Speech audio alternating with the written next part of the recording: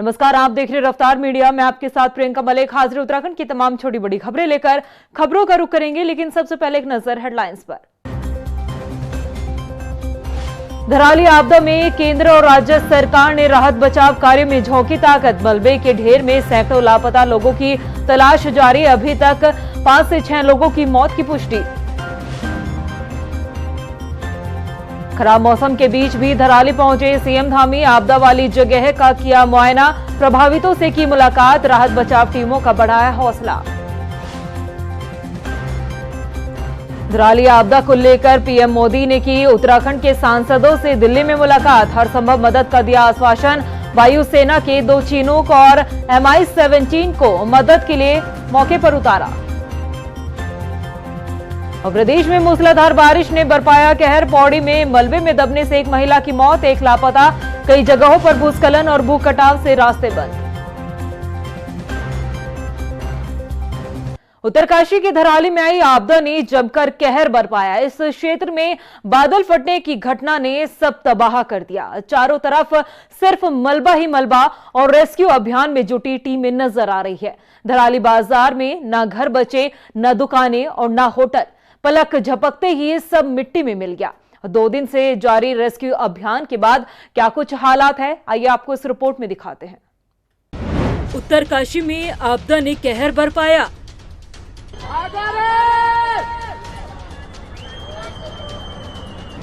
खीर गंगा में आई बाढ़ ने सब तबाह किया।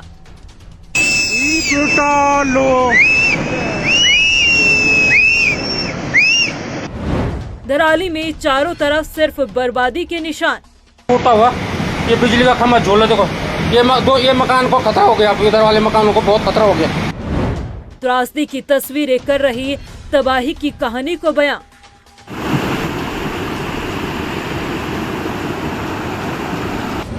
मुख्यमंत्री पुष्कर सिंह धामी ने खुद संभाला मोर्चा।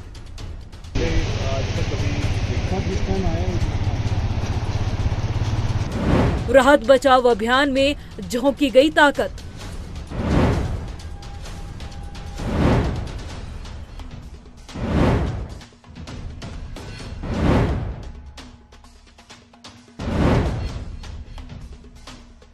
उत्तरकाशी को एक बार फिर से आपदा ने गहरे जख्म दिए हैं। धराली में बादल फटने के बाद चारों तरफ सिर्फ और सिर्फ बर्बादी के निशान दिखाई दे रहे हैं। ना कोई घर बचा, न दुकान, न होटल। यूं कहे कि धराली बाजार अब सिर्फ एक मलबे का ढेर बनकर रह गया है। इस मलबे के ढेर में कई सपने, कई यादें दब गई है। कई लोगों के अपने भी इस मलबे में जीवन और मौत की जंग लड़ रहे हैं, जिन्हें बचाने के लिए युद्ध स्तर पर रेस्क्यू अभियान चल रहा है।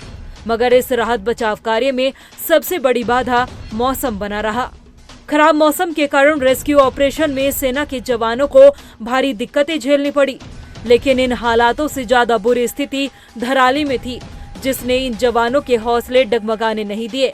मुश्किल हालातों में रास्ता बनाते हुए आर्मी और रेस्क्यू दल लोगों के लिए एक उम्मीद बनकर मौके पर पहुंचे और जिंदगियों को बचाने की जद्दोजहद में जुटे नजर आए। उधर केंद्र और राज्य सरकार ने राहत बचाव अभियान में अपनी पूरी ताकत झोंक दी। राज्य सरकार की मांग पर केंद्र सरकार ने 2 चिनूक और 2 Mi-17 हेलीकॉप्टर उपलब्ध कराए। सड़क यातायात बहाल करने के लिए चिनूक हेलीकॉप्टर से भारी मशीनरी मौके पर पहुंचाई गई। इधर मौसम की चुनौतियों के बावजूद सीएम पुष्कर सिंह धामी खुद आपदा प्रभावित क्षेत्र धराली पहुंचे और रेस्क्यू टीमों का हौसला बढ़ाया। प्रधानमंत्री नरेंद्र मोदी ने भी मुख्यमंत्री पुष्कर सिंह धामी से फोन पर बातचीत कर धराली क्षेत्र में हुई प्राकृतिक आपदा और उसके बाद चलाए जा रहे राहत और बचाव कार्यों की जानकारी जुटाई और केंद्र सरकार की तरफ से हर संभव मदद का आश्वासन दिया गया। वहीं धराली आपदा को देखते हुए स्वास्थ्य महकमा भी अलर्ट मोड पर नजर आया। सीएम पुष्कर सिंह धामी के निर्देश पर देहरादून और एम्स ऋषिकेश अस्पताल में जरूरी स्वास्थ्य सुविधाओं को पुख्ता करने के निर्देश दिए गए, जिसके बाद अस्पतालों में डॉक्टर, नर्सिंग स्टाफ, पैरामेडिकल और दवा आपूर्ति की व्यवस्था को पुख्ता किया गया और धराली के लिए भी एक विशेषज्ञ चिकित्सकों की टीम को रवाना किया। देखिए, माननीय मुख्यमंत्री जी के निर्देशों के क्रम में स्वास्थ्य विभाग पूरी तरीके से मुस्तैद है और अभी 19 डॉक्टर्स की, स्पेशलिस्ट डॉक्टर्स की टीम स्पॉट पे मूव कर गई है और अभी फ़िलहाल जो सूचना मिली है वो उत्तरकाशी पहुंचने ही वाली है। इसके अलावा 6 डॉक्टर्स जो हैं स्पेशलिस्ट डॉक्टर्स हमने सहस्त्रधारा मूव कर दिया है और वो हेली से हम लोग उस स्पॉट पर पहुंचवाएंगे। इसके अलावा लगभग 25 एम्बुलेंसेस को भी हम लोगों ने मूव कर दिया है, जिसमें 10 ALS हैं और 6 BLS हैं। बाकी 9 विभाग के एम्बुलेंसेस भी हैं, वो मूव कर चुके हैं और स्लोली वो स्पॉट पे भी पहुंच रहे हैं। दिक्कत इस बात की है कि कुछ स्पॉट्स पे, कुछ जगहों पे जो है रोड कम्प्लीटली वॉश आउट हो गया है, तो जहाँ तक एम्बुलेंस पहुंच सकती है वो पहुंच रही है। और लगभग 270 जनरल बेड्स हम लोगों ने रिज़र्व किए हुए हैं, जिसमें डिस्ट्रिक्ट हॉस्पिटल उत्तरकाशी में लगभग 40 बेड्स हमने रिज़र्व किए हैं। CHC बटवाड़ी में 10 बेड हैं और अगर मैं देहरादून की बात करूं, यहाँ पे दून मेडिकल कॉलेज हॉस्पिटल में लगभग 50 जनरल बेड्स और 20 ICU बेड्स हमने रिज़र्व किए हैं। कोरोनेशन में लगभग 80 जनरल बेड्स और 20 ICU बेड्स रिज़र्व किए हैं। तो इस तरह से पूरे स्टेट में हमने 270 बेड्स और 65 ICU बेड्स रिज़र्व किए हैं। उत्तरकाशी में चारों तरफ राहत बचाव कार्यों के शोर के बीच एक अलग सी वीरानी छाई हुई है और ये वीरानी चीख चीख कर आपदा की कहानी को बयां कर रही है। आपदा के ये जख्म तो शायद समय रहते भर पाएंगे, मगर इन जख्मों का निशान कभी नहीं जाने वाला। रफ्तार मीडिया के लिए देहरादून से ब्यूरो रिपोर्ट। धराली आपदा को लेकर दिल्ली में उत्तराखंड के सांसदों ने प्रधानमंत्री नरेंद्र मोदी से मुलाकात की। इस दौरान सांसदों ने पीएम मोदी को धराली की आपदा पर अपडेट दिया। वहीं पीएम मोदी ने हर संभव मदद का आश्वासन दिया है। आपको बता दें कि पीएमओ बीते रोज से ही राहत बचाव कार्यों पर नजर बनाए हुए हैं। उधर प्रधानमंत्री नरेंद्र मोदी सीएम धामी के साथ लगातार संपर्क में हैं। उत्तरकाशी आपदाओं के लिहाज से काफी संवेदनशील माना जाता है, चाहे फिर बादल फटना हो या बाढ़ जैसी घटनाएं या फिर भूकंप आना। ये प्राकृतिक आपदाएं उत्तरकाशी जिले को समय समय पर गहरी चोट पहुंचा चुकी है और धराली आपदा ने भी गहरा जख्म देने का काम किया है। लेकिन ये समझना बेहद जरूरी है कि आखिर इस क्षेत्र की भौगोलिक स्थिति क्या कुछ कहती है और विकास के नाम पर किस तरह से इस क्षेत्र में प्रकृति से छेड़छाड़ हुई है। रिपोर्ट देखिए। आपदाओं के लिहाज से संवेदनशील उत्तरकाशी, प्राकृतिक आपदाओं ने गहरी चोट पहुंचाई। कभी फटे बादल, कभी आया भूकंप तो कभी बाढ़ आई। विकास के नाम पर प्रकृति से छेड़छाड़ हुई। एक बरसात ने उत्तरकाशी की कई जगहों को तहस नहस कर दिया। 5 अगस्त को उत्तरकाशी के इलाकों में कुछ ही घंटे के अंतराल में 3 अलग अलग जगहों पर बादल फटे। पहले धराली में खीर गंगा के पास, जहां पूरा धराली बाजार तबाह हो गया, तो वहीं दूसरा हर्षिल के पास तेलगाड़ में, जहां जल स्तर बढ़ गया और हर्षिल हेलीपैड के साथ साथ सेना का आर्मी कैंप मलबे में दब गया। और तीसरा सुक्की में अवाना बुग्याल के पास भी बादल फटा, जिस वजह से भागीरथी नदी में झील बन गई। उत्तरकाशी आपदाओं के लिहाज से काफी संवेदनशील है, चाहे वो बादल फटना हो या बाढ़ जैसी घटनाएं हो या फिर भूकंप आना हो। और इन आपदाओं की वजह यहाँ की प्रकृति से छेड़छाड़ को माना जाता है, जो विकास के नाम पर हो रही है।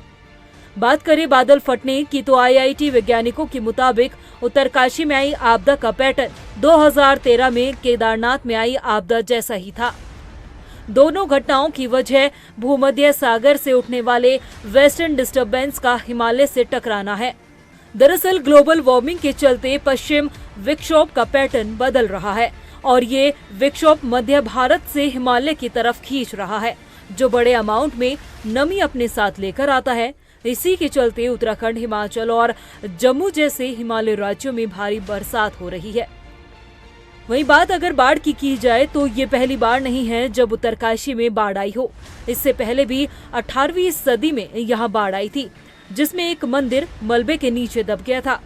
6 अगस्त 1978 में भी यहाँ कनोडिया गाड़ में बाढ़ आने की वजह से भारी तबाही हुई थी।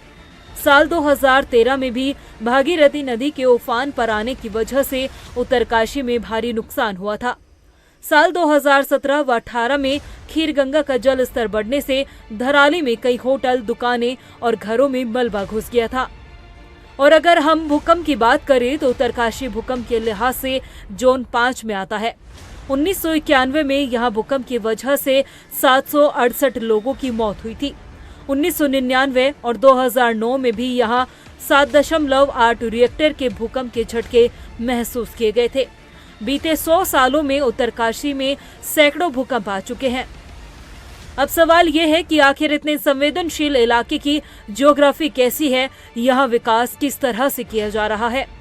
एक लेखक और शोधकर्ता महिपाल नेगी की माने तो एक जमाने में धराली की ये जगह खीर गंगा का पुराना बगड़ और थाला थी और गांव ऊपर ऊंचाई पर बसा था। नीचे इस थाले में घाट, घराट और गोचरान हुआ करते थे। हालांकि अब नदी के इस प्राकृतिक फ्लड प्लेन में कई बिल्डिंग्स, होटल और होम स्टे बने हुए हैं। ऐसे ही उत्तरकाशी में भी कई जगहें हैं जहां हालात बिल्कुल एक जैसे हैं। खूबसूरत व्यू के लिए नदी के रास्ते पर कई होटल बना दिए गए। कई सरकारी बिल्डिंग भी नदी के किनारे बनी हुई है। जैसे कि हमने पहले ही आपको बताया कि विकास के नाम पर प्रकृति से छेड़छाड़ हो रही है, जिसका नतीजा विनाश के तौर पर हम सबके सामने है।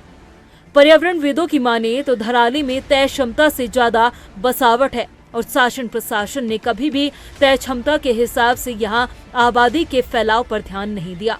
लेकिन वैज्ञानिकों का मानना है कि अगर अभी भी समय रहते किसी ने सबक नहीं लिया तो हो सकता है आने वाले वक्त में उत्तराखंड के कई और जनपदों में हमें इस तरह की तबाही का मंजर देखने को मिले।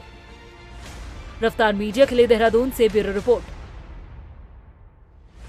वहीं पौड़ी के बुरांसी गांव में बारिश ने अपना कहर बरपाया है। यहां 2 महिलाओं के मलबे में दबने की सूचना आई, जिसमें से एक महिला का शव बरामद कर लिया गया, जबकि दूसरी महिला अभी भी लापता बताई जा रही है। उधर थलीसैंण के बुकांडा गांव में भी 5 मजदूरों के बहने की सूचना मिली, जिनका अभी तक कोई सुराग नहीं लग पाया है।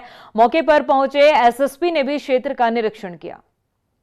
हमारे पौड़ी जनपद में कल रात से बहुत भारी बारिश हो रही है, जिसके कारण काफ़ी सारे रोड्स में लैंडस्लाइड्स भी आ गई और कई गांवों में भी सूचना है क्षति की। तो जिसमें एक रैदुल गांव में काफ़ी मकानों के क्षतिग्रस्त होने की सूचना थी। वहां हम लोग स्वयं भी मौके पर गए थे और उनकी शिफ्टिंग की कार्रवाई शुरू कर दी गई है और उनको जो भी राहत सामग्री है, हमारे राशन, दवा आदि उपलब्ध कराया जा रहा है। तो हमारी टीम मौके पर ही है। इसके अतिरिक्त जो हमारे एक बुरासी गाँव है, वहाँ पर 2 महिलाओं के मलबे में दबे होने की सूचना है, जिसमें से एक की शव भी बरामद किया जा चुका है। तो उसमें भी हमारी प्रशासन की टीम लगातार उनसे संपर्क में है और जो भी राहत के जो कार्य हैं वो लगातार किए जा रहे हैं।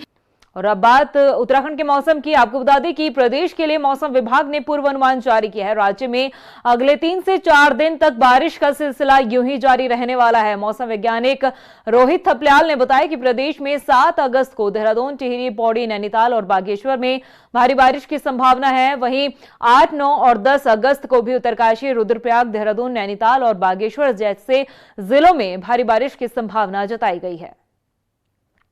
देखिए आगे जो है आज की तो जैसे मैंने बता दिया है कि जो है उत्तराखंड में कहीं कहीं हैवी टू वेरी हैवी मिल सकती है। कल के लिए जो है ज़्यादातर स्थानों पे हल्की से मध्यम वर्षा रहेगी और कहीं कहीं जो है विशेषकर जैसे देहरादून है, टिहरी है, नैनीताल है या बागेश्वर जनपद है, वहाँ कहीं कहीं भारी वर्षा मिलने की संभावना है। और जो अन्य पर्वतीय जनपद है वहाँ पे जो है वर्षा के जो तीव्र दौर मिल सकते हैं, जो तीव्र से अति तीव्र दौर मिल सकते हैं। कल परसों नरसों भी जो है बात करेंगे अगले 3-4 दिन जो है 7, 8, 9 में भी, तो जो पर्वतीय क्षेत्र है वहाँ पर कहीं कहीं भारी से भारी वर्षा जो है वो मिलती रहेगी। हल्द्वानी में भी लगातार हो रही बारिश ने भारी तबाही मचाई है। हालात ये है कि गौला नदी की अप्रोच रोड पर आवागमन ठप हो गया है। सड़क में लगातार भूकटाव हो रहा है और आपको जानकर हैरानी होगी कि प्रशासन पिछले 1 साल से इस अप्रोच सड़क पर मरम्मत का काम कर रहा है, लेकिन काम आज भी अधूरा है। प्रशासन की लापरवाही दिखाने के लिए मौके पर पहुंचे हल्द्वानी से हमारे संवाददाता योगेश शर्मा। हल्द्वानी के गौला पुल की अप्रोच रोड बीते कई सालों की तरह इस बार भी देखिए पूरी तरीके से धंस चुकी है। ये एक बड़ा हिस्सा इसका धंस रहा है अप्रोच रोड का। ये हिस्सा हल्द्वानी से सीधे गौला पुल को जोड़ता है और लगातार इसमें नुकसान हो रहा है, भूस्खलन हो रहा है। आप देख सकते हैं यहाँ पर आवाजाही प्रशासन के द्वारा पूरी तरीके से बंद कर दी गई, लेकिन लोगों की पैदल आवाजाही अभी भी जारी है। इस रोड पर पूरी तरीके से खतरा बना हुआ है, कभी भी कोई बड़ा हादसा हो सकता है, कभी भी ये सड़क पूरी गौला नदी में समा सकती है। इसके बावजूद भी लोग यहाँ पर पैदल सफ़र करने को मजबूर हैं। लगातार लोग यहाँ से आ रहे हैं और आगे की तरफ पुल में जा रहे हैं, क्योंकि रोड कनेक्टिविटी का एक जरिया है। देख सकते हैं आप किस तरह से लोग खतरे के बीच इस अप्रोच रोड से पुल पर जा रहे हैं। अभी देखना होगा कि आगे कितने दिनों में ये काम होता है, क्योंकि बेहद लंबे समय से पिछले साल की बारिश में ये पुल की अप्रोच रोड बह गई थी, उसके बाद भी 1 साल बाद भी इसका काम पूरा नहीं हो पाया। अब किसकी ये सबसे बड़ी लापरवाही माने, प्रशासन, सरकार या पीडब्ल्यूडी विभाग, ये आने वाला समय ही बताएगा। लेकिन सबसे ज़्यादा दिक्कतें यहाँ के लोगों को हो रही है। योगेश शर्मा, रफ्तार टाइम्स न्यूज़, हल्द्वानी। वहीं मूसलाधार बारिश के चलते हरिद्वार में गंगा नदी खतरे के निशान से ऊपर बह रही है, जिसकी वजह से मैदानी इलाकों में भी बाढ़ जैसे हालात बने हुए हैं। ऐसे में प्रशासन अलर्ट मोड पर है। गंगा घाटों पर श्रद्धालुओं से उचित दूरी बनाए रखने की अपील की जा रही है। वहीं गंगा किनारे रहने वाले लोगों को सुरक्षित जगहों पर शिफ्ट किया गया है। अभी हरिद्वार में गंगा नदी का जलस्तर 294.30 मीटर पर है, जो हमारी खतरे के निशान 294 मीटर से 30 सेंटीमीटर ऊपर बह रही है। जहाँ तक डिस्चार्ज की बात है, 3,10,000 क्यूसेक के लगभग डिस्चार्ज यहाँ से पास हो रहा है। इसका खतरा कितना है आगे क्षेत्रों में? इस संबंध में यही बताऊंगा कि खतरे के निशान से ऊपर हरिद्वार में गंगा नदी बह रही है। बारिश लगातार हो रही है पहाड़ी क्षेत्रों में, उसका प्रभाव यहाँ देखने को मिला है। एहतियातन तौर पर हमारे यहाँ पर फ्लड कंट्रोल रूम 24/7 एक्टिवेटेड है। जितने भी जनपद हमारे यहाँ डाउन स्ट्रीम में पड़ते हैं, Bijnor barrage, Narora barrage, Kanpur barrage, Kasganj, Budaun इत्यादि जनपद के विभागीय अधिकारियों और प्रशासनिक अधिकारियों, इन सभी को हमारे द्वारा हर घंटे की सूचना उपलब्ध कराई जा रही है। उधर रुड़की के नासन ब्लॉक के गांव घोसीपुरा में बारिश से काफी नुकसान पहुंचा है। किसी के घर की छत गिर गई तो किसी के मकान ढह गए। वहीं खेतों में खड़ी फसलें पूरी तरह से बर्बाद हो गई। गांव को जोड़ने वाला कच्चा रास्ता भी ध्वस्त हो चला है। उधर तहसील प्रशासन ने गांव का दौरा कर ग्रामीणों को हर संभव मदद का भरोसा दिया। हमारा गांव घोसीपुरा जी 3-4 दिन से यहाँ बारिश हो रही थी जी। हमको पता चला गाँव लगा बारिश हो रही, मकान गिर गए। हमारा सोचना ही, हमने सोचना प्रधान क्या नाम पटवारी जी को, आपको सोचना भेजिए हम लोग। तो मैं भी सुबह से 5 बजे से उठा फिर रहा, जंगल में फिर गया, तो बहुत मोटा नुकसान हो जी, बहुत ज़्यादा नुकसान। मेरे हिसाब से 70-80 लाख रुपये का नुकसान हो जी। बारिश हुई जी, गिरा, बहुत बारिश हुई है, भरी जी गिरा। जो किस टाइम गिरा गए? जैसा गिरा गया 3:30 बजे करीब। क्या पक्की दीवार थी वो? पक्की दीवार थी, हाँ पक्की दीवार थी। उसके बाद आपने क्या किया फिर? मजिए ठडिया फडिया लगाए हमने सारे, और अपना खाट खोट का डीन तो यो। वहीं रुड़की के ही चोली शाहबुद्दीनपुर गांव में नदी उफान पर है। नदी किनारे मौजूद खेतों का भूकटाव होने की वजह से फसलों में पानी घुस गया है और इसके साथ ही सूचना किसानों ने जो है स्थानीय विधायक ममता राकेश को दी है। मौके पर पहुंचे विधायक ममता राकेश ने अधिकारियों से स्थिति का जायजा लेने को कहा है। उधर रुड़की के ही पिरान कलियर नगर पंचायत के वार्ड नंबर 9 में लगातार हो रही बारिश की वजह से एक मकान ढह गया। गनीमत ये रही कि इस घटना में किसी के हताहत होने की कोई खबर नहीं है। नदी के तेज बहाव की वजह से भारी बारिश जो पूरे प्रदेश में हो रही है, उसकी वजह से उत्तरकाशी में भी आपदा आई है और यहाँ पर भी खुब्बनपुर में नदी के तेज बहाव ने नदी ने हमारे किसान भाइयों की लगभग 100 बीघा जमीन नदी की चपेट में आने से उनका नुकसान हुआ। ट्यूबवेल भी हमारे किसानों के बह गए हैं और उनके कीमती पेड़ जो लगे हुए थे वो भी नदी की चपेट में आ गए हैं, जिसकी वजह से हमारे किसान भाइयों को काफ़ी नुकसान हुआ है। और खुब्बनपुर और चोली शाहबुद्दीनपुर की दोनों की हमारी बाढ़ सुरक्षा योजनाएं शासन में है और कल मैं शासन में इसलिए गई भी हुई थी कि इनकी योजनाओं के बारे में अतिशीघ्र से स्वीकृत कराऊं। गदरपुर में भी किसानों की मुश्किल बढ़ चली है। दरअसल यहां किसानों ने खेतों में धान की फसल बोई हुई है, लेकिन लगातार बारिश की वजह से जलमग्न हो चली है फसलें। उधर जगनपुरी ग्राम सभा में भी नदी का जल स्तर बढ़ने से बाढ़ का पानी गांव में घुस गया है। गांव में बाढ़ का पानी आने की वजह से यहां जनजीवन प्रभावित हो चला है। लोगों को मदद का आश्वासन दिया जा रहा है।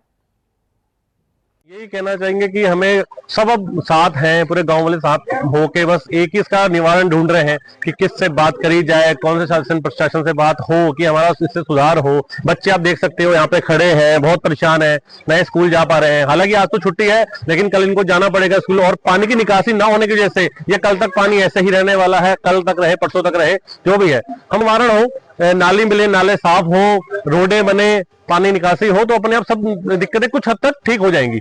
अगर एकदम से नहीं भी हो सकती तो धीरे धीरे इसको हम कर सकते हैं। वहीं अल्मोड़ा में भी नदी नाले उफान पर है। आपको बता दें कि यहाँ कोसी नदी का जल स्तर काफी बढ़ा हुआ है। आपको ये भी बता दें कि सोमेश्वर क्षेत्र में कई घर जलमग्न हो चले हैं। वहीं जिले में 2 स्टेट हाईवे, 15 ग्रामीण सड़कें बाधित है। नेशनल हाईवे 109 पर यातायात बाधित हो चला है, जिन्हें खोलने का काम लगातार जारी है। उधर आपदा प्रबंधन विभाग भी अलर्ट मोड पर है। इसके साथ ही कैबिनेट मंत्री रेखा आर्य ने सोमेश्वर पहुंचकर हालातों का जायजा लिया है। आज दिनांक 6 तारीख को भारत मौसम विज्ञान केंद्र द्वारा जनपद में ऑरेंज अलर्ट घोषित किया गया था, जिसमें जिलाधिकारी महोदय द्वारा सभी उप जिलाधिकारी को निर्देश दिए गए हैं कि अपने क्षेत्र में सतर्कता बनाए रखेंगे और पीडब्ल्यूडी के समस्त खंडों को भी निर्देश दिए गए हैं कि कोई भी रोड अगर अवरुद्ध होती है तो उसको तत्काल सुचारू करने की कार्रवाई की जाएगी। और अभी वर्तमान में हमारी 18 सड़कें बंद हैं, जिसमें से 3 SH, 1 NH और 14 ग्रामीण सड़कें बंद हैं, जिसको खोलने के लिए कार्रवाई गतिमान में है।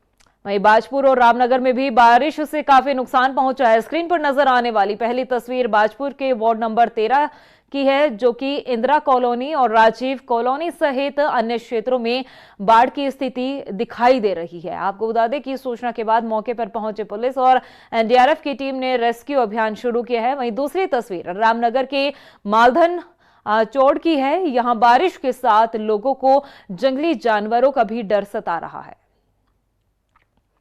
कई दिक्कतें आती है और इसका स्थायी समाधान जब तक नहर की लाइनिंग का काम नहीं होगा, पुल के स्पान बड़े नहीं कराए जाएंगे, तब तक इसका स्थायी समाधान नहीं हो पाया।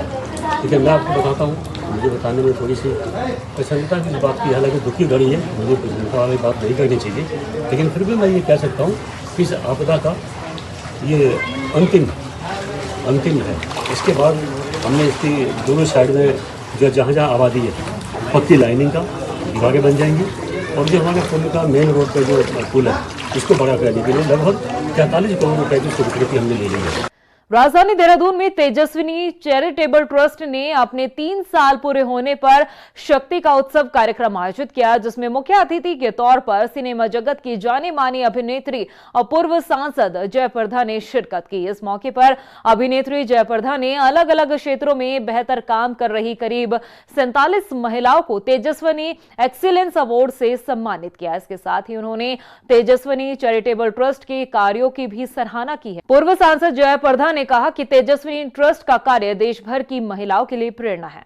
आना चाहिए, क्योंकि लोग आएंगे तो महिलाओं के लिए, उनके लिए भी ये सोच बहुत बढ़िया है और ख़ास तौर जो बेटियों के लिए, उनके कला के लिए, उनके सम्मान के लिए, उनके लक्ष्य के लिए जो काम हो रहा है और समाज में ऐसे लोग आना चाहिए और हम हमेशा उनके साथ हैं। ये तेजस्विनी का हम लोग 3 साल का उत्सव मना रहे हैं, शक्ति का उत्सव। तेजस्विनी को वैसे तो 5 साल हो गए हैं, लेकिन हम लोग 3 साल का शक्ति का उत्सव मना रहे हैं और आज हमारी डॉक्यूमेंट्री लॉन्च हुई है, हमारी स्मारिका लॉन्च हुई है और ये जो आप पीछे बोर्ड देख रहे हैं, ये सारी महिलाओं को हम लोग आज सम्मानित कर रहे हैं।